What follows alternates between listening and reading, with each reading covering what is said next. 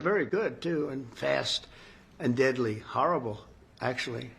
When you look at what's happening with Russia and Ukraine, the drone is killing tremendous numbers of people. You hide behind a tree and the drone comes down and it circles you with fire. You don't have a chance. The tree comes down also, by the way. It's so intense. I mean, you see these trees being knocked down like they're being sawed down by a top-of-the-line timberman, like you know who? Sean Duffy. Do you know that Sean Duffy, the head of the Transportation Department, who's working right now on the airports and getting a system because Biden didn't do a thing for 4 years, and Pete Buttigieg was the head, and he goes bicycling to work. He takes a bicycle to work. Can you believe it? He's running the biggest air system in the world, and he takes a bicycle to work.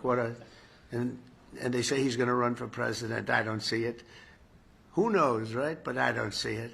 But when I look at what they've done, it's so horrible what they've done. And the work they did do, they wasted billions of dollars. They're trying to hook up air systems to copper, and they tried to hook up copper to glass, and the glass doesn't work with the copper. And they had 30,000 different contractors doing 30,000 jobs. And when they put it all together, they spent billions of dollars.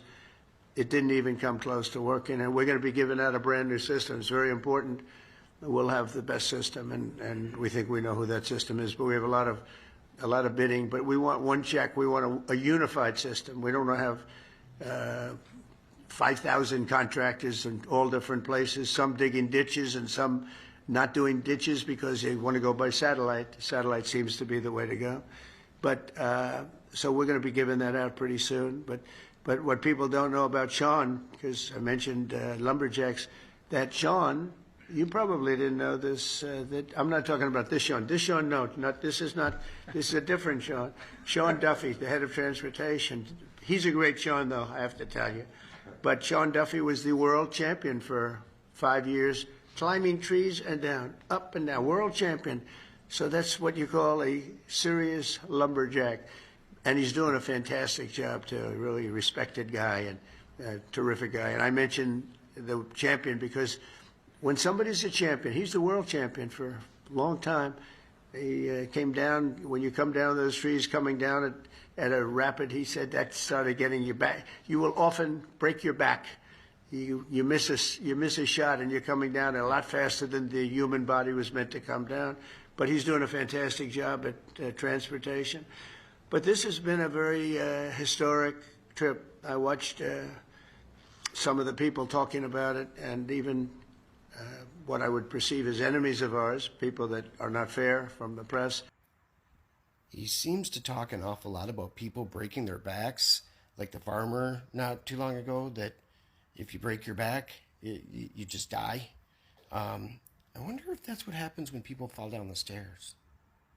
If you're American and you feel disconnected from Palestine, I want to tell you what happened to the Native Americans in the United States. This is a rough timeline. So many other people have gone into better detail, but it truly did not happen that long ago. And maybe by understanding what happened to the Native Americans, we can have empathy for what's happening around the world. So before 1830, it was giving wild, wild west. There would be European settlers that would try and push west, and Native Americans would push back. Native Americans were like, no, this is our land. Diva, we've been here. But settlers would literally squat on Native American land and then wait until the governments of Europe would send reinforcements to then kind of like take this land from Native American people. This all changed in 1830 with Andrew Jackson. He's literally the guy on the $20 bill. He signed an act saying that all the land east of the Mississippi was for settlers, and that all Native Americans must be forcefully displaced from that land. And it included some Western territories as well. Most famously in 1830 was the Trail of Tears, where 5 tribes were forcibly removed from their lands and told to just march west. And thousands of Native Americans died on this trek. And this is just like Palestine, when they were like, oh, this is our land now, move or else we're going to drop things on you. And then in 1848 or 1849, the reason why, it's the San Francisco 49ers, is that gold was found in California. And so between 1850 to 1870, in these 20 years, California indigenous populations were killed by 80%. 80% of the people were just destroyed. And this is specifically state-sanctioned violence. Even though the U.S. had treaties with these indigenous peoples, the U.S. continually broke these treaties in pursuit of gold. until 1887 with the Dawes Act. This act gave 93 million acres of indigenous land to settlers. And Native American children were also put in boarding schools to re-educate them, to make them forget about their culture, to make them forget about their language, to make them forget about who they are and their connection to their land. And it took until the 1960s for Native American voices to finally start being heard. And so when we say that we live on stolen land, we literally, the land was stolen. And from 1490 to 1890, there were millions and millions of Native Americans that were killed. And what we're seeing today is nothing different. Drill, baby, drill. Remember what Donald J. Trump said? Drill, baby, drill. Well, I have some breaking financial news. Another oil giant located out of Texas, Exxon, is going to be immediately laying off 2,000 employees. You heard me correctly. 2,000 employees starting immediately. ExxonMobil located in Texas. So I guess drill, baby, drill is not a thing. Now let me tell you, layoffs are going to be ramping up. Here's what I want you to do. Make sure that you are checking warntracker.com. They are required to give a 60-day notice for most companies. Just type in your state and the year. Also, keep up with your local information and scuttlebutt. Is your company not doing well? Make sure that you have a written budget, planning out your money. I would reduce everything right now. Nothing that you don't need, you should not be paying for. Get your finances in order. Some extremely troubled times are coming. There are many warnings on the wall. Many, many, many. Hello everyone, it's Anthony. Welcome back to my channel. It's a nice evening I'm enjoying. So Trump has really destroyed our country, and that's what we are watching today. And let's watch this video and make our calculations later. And it's nice having you all here. Thank you, thank you. Well, I'm sorry to once again be the bearer of bad news when it comes to the Trump session we are in, but we got bad news for every generation. Gen Z faces an unprecedented job market struggle with no new job creation and so many American companies laying off and more to come. 24% of Gen Z that were laid off this year since Trump took office still cannot find a job. And this is after sending in hundreds of applications. The CEO of Fortune magazine said Gen X faces intense financial pressures from rising costs and caregiver needs. And with the rising costs under Donald Trump, 81% of Gen X report insufficient pay for the financial security they need to cover all their costs, including the rapidly rising costs. And this number, 81%, is higher than any other generation under the Trump administration. The next absolutely record-breaking number, yes, record-breaking, is that 51% of today's workforce that has hit retirement age, 51% they said they're going to continue working indefinitely because of the rising costs and especially because of health care costs. They can't live off of their retirement, including everything that they saved in their 401k. And everything this administration is doing is making it worse for everyone. This is why there's very few jobs opening up. People are they're hanging on to their jobs when they should be retiring. College graduates, when you attend a Turning Point USA campus event, is Turning Point telling you how dire the job market is for college graduates? I think not.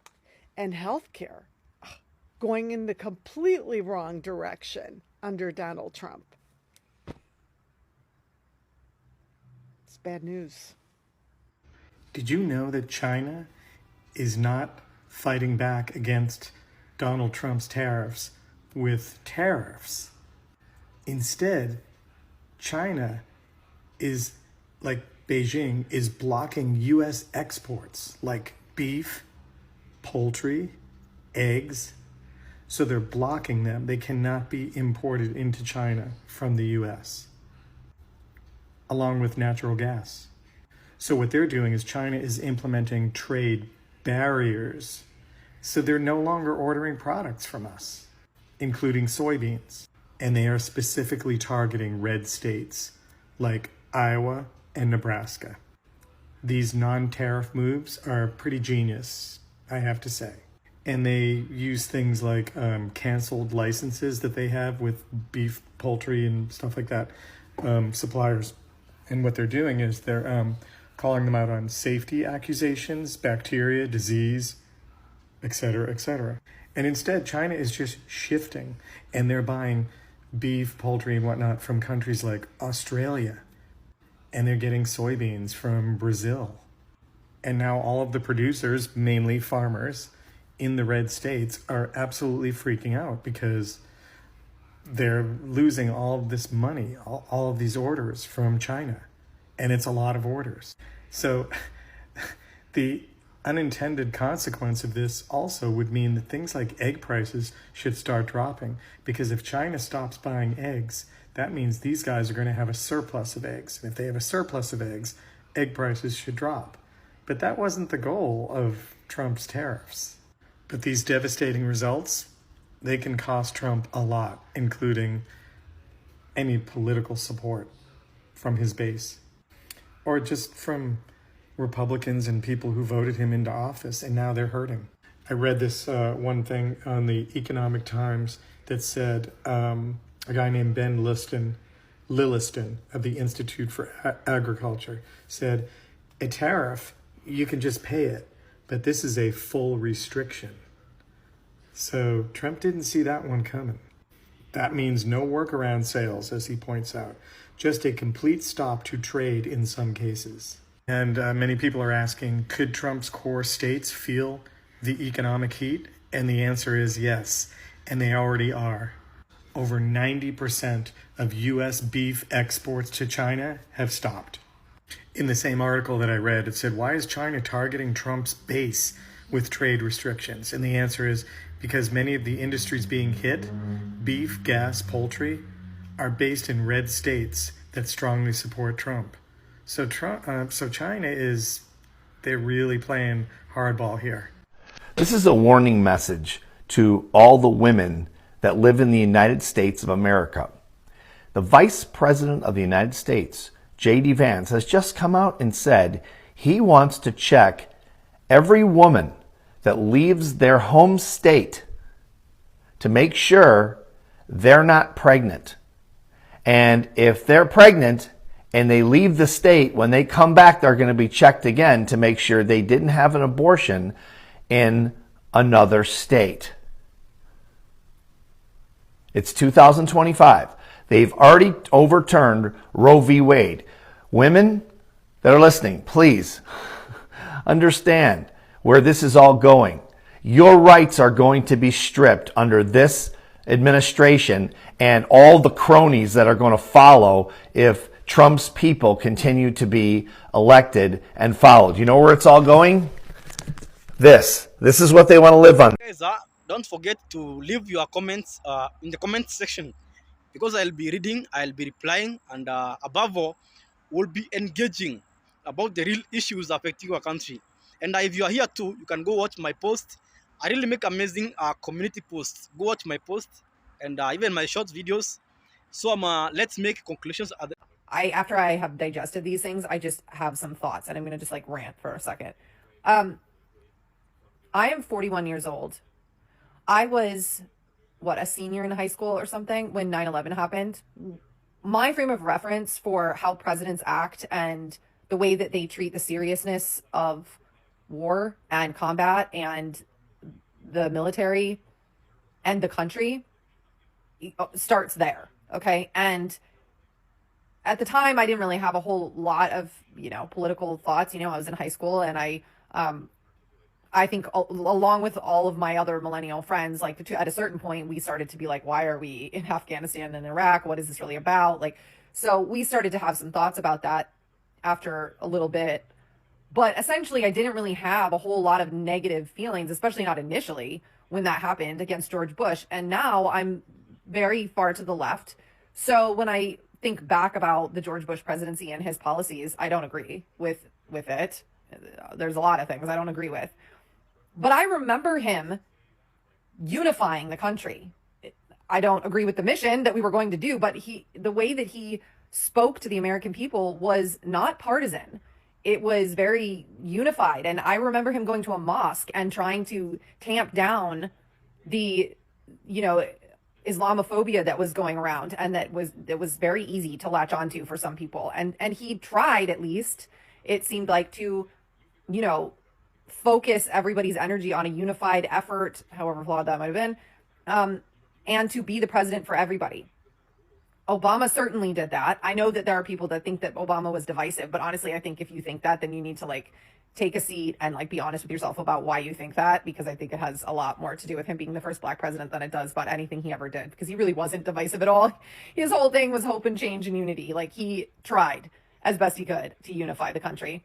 And he certainly never denigrated his opponents like that. He didn't talk about, he said that Republicans were wrong all the time, sure, because he was a Democrat.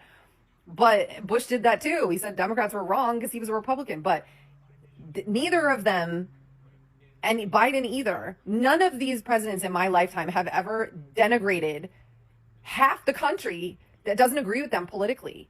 And I just watched those two buffoons, especially Trump, get up there and say that he thinks that we are at war internally. And he's telling the generals and admirals to be prepared for that because you're going to be involved in this. What? It's just, I'm sorry, but this is not anything we have ever seen before, not in my lifetime. We have never seen a president be that divisive and that clear about targeting other American citizens. Millions of us, too. So it's quite clear that he is only the president. Not even for Republicans, but only for MAGA, because then he calls you a rhino if you're a Republican, but you disagree with him on one thing. He's the president only for his MAGA cult, and that's it. And that is not something that we have ever seen. And lest we forget that this is the same president who tried to overturn an election, who caused a disruption in the peaceful transfer of power for the first time in our nation's history. That has never happened before, and that was this same guy. And now here he is again, standing on a world stage, telling everybody that he hates and is targeting and wants to go after and will go after very quickly half the country. If that's not treason, I don't know what is, actually. To provide training for a quick reaction force that can help quell civil disturbances. This is going to be a big thing for the people in this room because it's the enemy from within. That was Donald Trump today in front of 800 military leaders, silent. That silence is important. I'll get to that later. Telling them that they're going to have to attack American civilians on American soil. Calling those civilians the enemy from within. I'm the enemy from within. If you're watching this, you're probably the enemy from within too. What Donald Trump asked those military leaders to do is shred the Constitution. Violate their oath to honor the Constitution. No wonder they weren't clapping. Pete Hegseth also spoke at this meeting. What did he want? We also don't fight with stupid rules of engagement. We untie the hands of our warfighters to intimidate, demoralize, hunt, and kill the enemies of our country. No more politically correct and overbearing rules of engagement. Those stupid rules of engagement, they have a name. They're called the Geneva Conventions. We've signed on to them again and again and again. Why? Because we've committed ourselves to not committing war crimes. No wonder the military sat silent. What is Trump demanding of his military? Let's be honest, war on the streets. He calls it war. War on our own. He wants to use it to stifle dissent, to stifle me, probably you too. What is Hegseth demanding? Clean-shaven, mostly for racial, talk to black men about beards, and religious, talk to non-Christian men about beards. Reasons to be trained like pit bulls with arms to commit war crimes. Do you want that? I didn't think so. What Donald Trump and Pete Hegseth promoted to its military today was a military state that stifles dissent through its military and abroad is reviled by the rest of the world for its barbarism. There are two things standing in the way of Trump and Hegseth's dictator dreams. One is the military that they address today. Will they violate their oath? Their silence today gives me a little bit of hope that they won't. And two, us, will we stand in the way through mass demonstrations? There's going to be one October 18th, through mass strikes if necessary, through mass civil disobedience if necessary. That's how other countries beat back dictatorships. We have an emerging dictatorship. Are we ready? I am. I hope you are too. Important mission. And I told Pete we should use some of these dangerous cities as training grounds for our military, National Guard, but military. That statement was designed to scare you. And some of the reactions from creators on here are designed to scare you. Like declaring war on American cities, bullshit. Like, do better, okay? We're talking about military using cities as training grounds, right? Let me tell you how many times that's happened in the last 10 years. I think it's like 5, okay? And you may not be aware of it because it's not something people usually track, and it's done for a purpose. It's called Military Operations in Urban Terrain, or MOUT. Those are operations, right? There are operations in Texas. There was an operation in Los Angeles. There's public displays of military capabilities, I think almost on a yearly basis, down in Tampa Bay. So, and the granddaddy of them all, I believe in the last 10 years, was Jade Helm in 2015, where even though Texas and Abbott were, coordinated with, as they should be, for these exercises, all these conspiracies went online that Obama was declaring martial law and was going to take over Utah and Texas. And Abbott bent to the conspiracy theorists and said, like, hey, I'm going to deploy the National Guard so everybody's protected, right? Even though he fucking knew that it was an exercise and it had been pre-coordinated. So when these things come out, when Trump comes out and says, like, hey, I talked to Pete about using, military, or using U.S. cities as training grounds for the military, it's been done, bitch. Like, we do it like every couple years in different cities. Now, if you do it without coordinating with the governor and the states in blue cities and blue states, that's a red line, and they won't cross that. But what you'll probably see is he'll announce some big training ground operation in like a red city in a red state, or a blue city where he gets the mayor to bend in a red state, things like that. It won't just all of a sudden be the military showing up and using the city as a training ground. It doesn't fucking work like that, and they know it, and they're not going to cross it. And if you notice the silence during that meeting today, you know that the senior leaders aren't going to do it either, right? There is no respect for Trump and Hegseth inside of the military. And that was evident, glaringly evident today. But they were still going to try to get the sound bites. They're still going to try to get the attention of like, hey, we're going to roll into U.S. cities. And guess what? If they could do it, they would have done it. They would have already fucking done it. They wouldn't have backed down from Chicago. They would have just rolled in, and they can't, right? They cannot, because they know that's a red line, and then history will be made, and those guys will get perp fucking walked. I honestly believe that if they push it too far. So be aware of that. And for other creators, like there are creators out there who I think, do a good job of covering news, or at least bringing news to the forefront to our attention. They may have some gaps where they don't cover things, but like when you post things about, attacks on U.S. cities, and that was not the case, and maybe didn't do enough research to understand that we have these exercises from time to time, please get fucking better, right? Like, this is designed to make people scared. This is designed to make people lose their shit, okay? This is not something that is unprecedented, and it will have to be coordinated and work through all the channels for that to happen. So they'll probably use a red governor in a red state, in a red city, and do that and be like, hey, look what we did. And the red residents, the Republican residents, will be like, what the fuck are you doing here? So just be aware, be cognizant of that. That's kind of one of the big things that came out today from that meeting. of like that fear-mongering bullshit that he was going to push. So just understand the context. Okay, hope that helps. What did Donald Trump, Vladimir Putin, and Benjamin Netanyahu, this is not a setup for a joke, not a funny one at least, 3 white men in their 70s, pushing 80, all products of the same generation, born within a couple of years of one another, actually learned from World War II? The short answer, they learned that the world built after it, built as a product of it, wouldn't stop them. Hey folks, I'm Tad Sturmer. I'm an American scholar of resistance history at the University of Southern Denmark and Johns Hopkins. As Netanyahu is set for the Riviera Gaza, Putin continues to play Trump over Ukraine. Deadlines, anyone? Ha. And Trump continues to play the Democrats in the United States over the future of democracy. Let's talk about lessons from World War II. From Mussolini, Hitler, and Franco, how to probe the limits of your opponents and how to keep moving when the response is only words.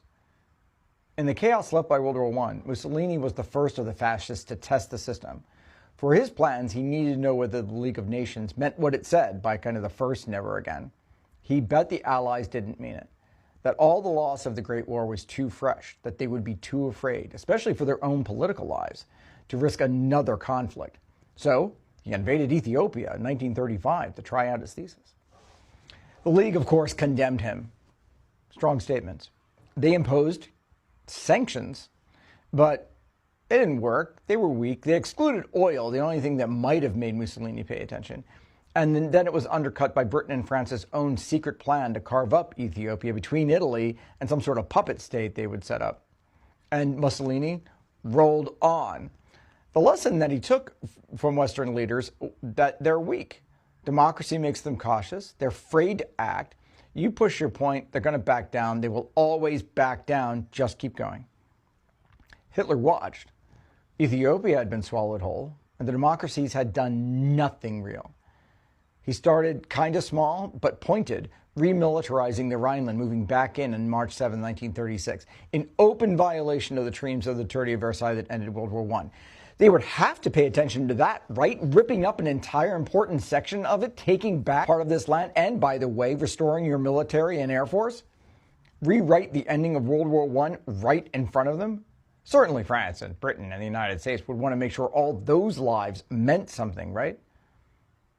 No, they blinked.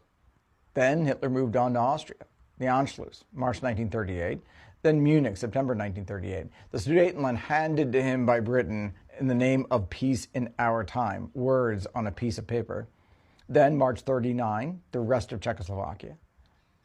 Each step followed the same pattern. Make an agreement. The Allies love words. Violate the agreement. Ignore the statements. Close your ears, close your eyes. Keep moving. The other side shuffles papers, gets afraid, makes statements, gets afraid, while you change the map. Franco saw the pattern and then he joined it. In Spain, the fight for a republic had to be waged by volunteers. Those bastions of liberty and freedom stood on the sidelines. Those state democracies that wanted to invoke the language of revolution without doing a damn thing about it. So the international brigades, communists, socialists, and everyone else willing to stand against fascism in the face of states that would do nothing had to, in fact, bear the burden. Democracies stayed out of it, hiding behind non-intervention policies. Meanwhile, Hitler and Mussolini sent air power, materiel, men. Guernica burned. And still the Allies did nothing. They issued statements. The fascists sent bombers. That's the lesson these guys have learned. It's the same one that Trump and Putin and Netanyahu act on now. As we can see, World War II didn't end like we thought it did. The ending is in fact being rewritten right now, every day. The so-called post-World War II world order was never an order, it was a suggestion, built on a pretense that an abstract thing called the international community could influence those who saw it as what it was, nothing but performance art. That illusion ended long ago. Those three are just acting openly on what has been true for a while. So the UK, France, and others, they can keep pretending. They can issue another condemnation. They can attach absurd conditions to recognizing a Palestinian state. Conditions so impossible they prove the whole thing is just another piece of paper. They can keep fighting a lame proxy war in Ukraine, which might be Spain all over again. It's the same with the so-called opposition in the United States, fighting Trump with speeches and social media posts while the structure of American democracy is dismantled in front of them. They fight fire with words, and words can be ignored while the fire still rages on. And that's where the lessons of resistance history can matter. All we've got is words and ideas and examples. We can deploy them, though. Resistance history is not a history of power. It's not a history of authoritarianism. It's not a history of tyranny. It's a history of what people did about it. Not protest, not opposition in name only, but actual effective pushback that either made a difference or failed in the attempt, but we can learn lessons either way. Don't want the Nazis to use your railways and ships to move troops and supplies? Light them up. Between 1942 and 1943 in Denmark, acts of sabotage went from rare to relentless. Want to protect your Jewish population from deportation? Get them out. All of them. The key? Action. Direct action against abusive authority, not words. It works. Make the abusive authority feel the pain. Recalibrate. Know there are costs. There are none right now for those three. Resistance history is also a way of doing history. Pushing back against the nationalist narratives built into the post-war world, all those mythologies.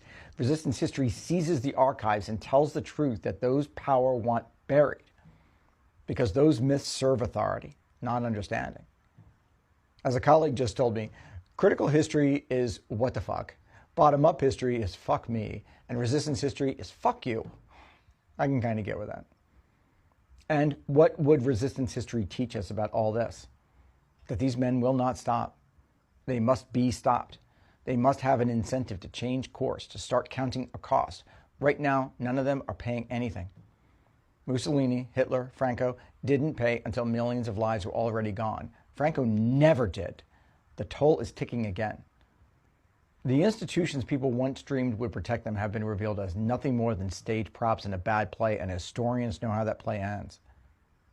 As Hannah Arendt argued, abusive authority does not stop on its own. It never has. It will either be stopped or it will consume itself, but those are the only two options. Now spin out those implications. There's your resistance dispatch of the day. Surprise!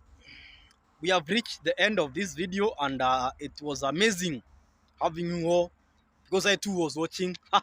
So one of the things I really hate about Trump, and forgive me for saying hate, is the way he has hoodwinked 77 million plus Americans into believing that he is the Messiah to our country. Trump is the Messiah in this country.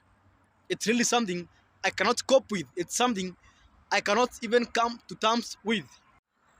Because literally, Trump is everything our founding fathers were fighting against. Trump is everything our founding fathers were against. And if our founding fathers maybe decided today and found Trump being the president, they would restart the revolution war. They would. Because Trump wants to become the king. That's what he wants to do.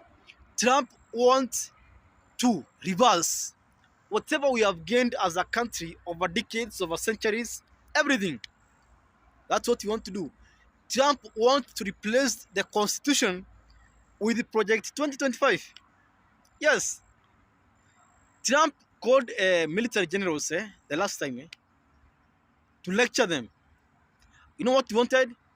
He wanted to ensure that they are still loyal to him. I don't know his plan. Because when you see this militarization of our cities, Trump wants to see if the military generals are in line with that. If they are in line with the Republican agenda. He wants people who swore oath to the nation to serve our country to swear an oath to serve Trump. That's what Trump wants. And Trump will ensure by any means that that is possible until we have a house or we win back the Senate, whatever. Because he has the Supreme Court. He has stacked it. It always rules on his favor. And then we have Christian nationalists, the likes of J.D. Vance being the vice president, Pete Hegseth being the head of our military, Stephen Miller being the deputy chief of staff at the White House. Do you know how insane that is? Do you know how insane that is? And now they want to make our country a Christian state when our founding fathers really embraced the separation of the church and the state. J.D. Vance wants to monitor our women. That's what he wants. Pete Hegseth wants to take our women away from the voting rights. Literally decades of progress out in 4 years. And mind you, when Trump is doing this, he has only been in power for 8 or 9 months. He has 3 more years to go. We have 3 more years to cope with all this BS. 3 more years if you don't take the house. So if this is not a wake-up call for you all to vote wisely in the midterms, I don't know what is any other motivation you need. We have a man at the White House who has literally shut down the government 2 times so that he can ensure that he is in control, so that he can ensure his ego is intact. Yes. Why? Because he has millions of Americans to fool every day.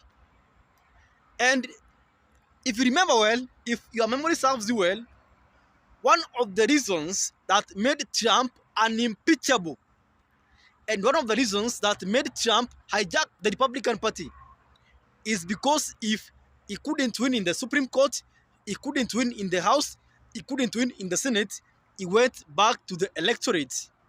That's what Trump did. Trump is so successful, is so powerful because he has millions of Americans believing that whatever he does is right. And we have people who were against him in 2016 like J.D. Vance supporting his cause. So the only way to defeat Trump, to defeat his agenda, to defeat his evil plans is through the electorate. Let's ensure that we have majorities on the ground, majorities through voter registration or on our Democrat side, and majority during the elections. It's the only way that we will have to defeat this evil that's going on in our country. No other way. So, until the next video, adios.